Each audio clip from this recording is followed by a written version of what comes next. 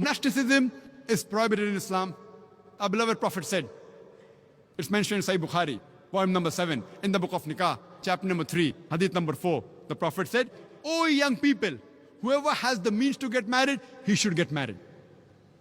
The Prophet said, "Whoever does not marry is not of me." So if you marry, you are submitting a will to Allah subhanahu wa ta'ala.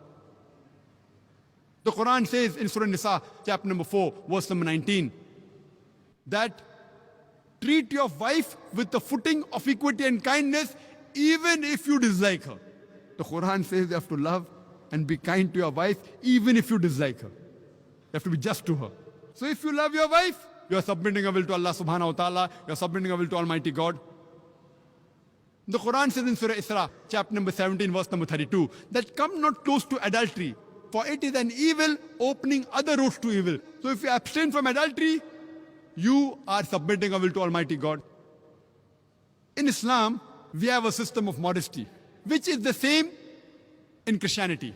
Quran says in Surah Nur, chapter number 24, verse number 30, say to the believing man that he should lower his gaze and guard his modesty. Whenever a man looks at any woman, and if any brazen thought, any unashamed thought comes in his mind, he should lower his gaze. The same message is given in the Gospel of Matthew, chapter number 5, verse number 27 and 28, where Jesus Christ, peace be upon him, says, "It has been said of the old times that thou shalt not commit adultery. But I say unto you, whosoever looketh upon a woman to lust after her has already committed adultery in his heart." The same as the Quran says that lower your gaze, Jesus Christ, peace be upon him, says that anyone who looketh upon a woman to lust after her has already committed adultery in his heart.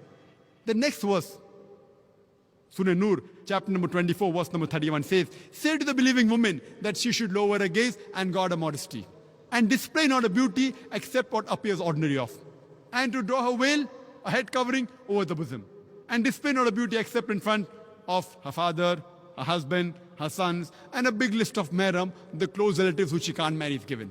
There are basically 6 criteria for hijab given in the Quran and the Sahih Hadith. The first is the extent, which differs between the man and the woman. For the man, it's from the navel to the knee. For the woman, the complete body should be covered. The only part that can be seen are the face and hands up to the wrist. The remaining 5 criteria are the same for the man and the woman. The second is, the clothes they wear, it should be loose. It should not be tight-fitting. It should not reveal the figure. Third, the clothes should not be transparent. Fourth, it should not be so glamorous so that it attracts the opposite sex. Fifth, it should not resemble that of the opposite sex.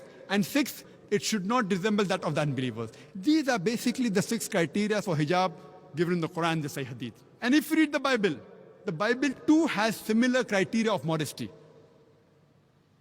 It's mentioned in the book of Deuteronomy, chapter number 22, verse number 5, that the woman shall not wear clothes that which pertain to a man, and neither shall man wear the garments of the woman. Anyone who does so is an abomination to their God. That means wearing clothes of the opposite sex is even prohibited in the Bible. It's mentioned in the 1 Timothy, chapter number 2, verse number 9, that the woman should be dressed up with modesty and shamefacedness and with sobriety.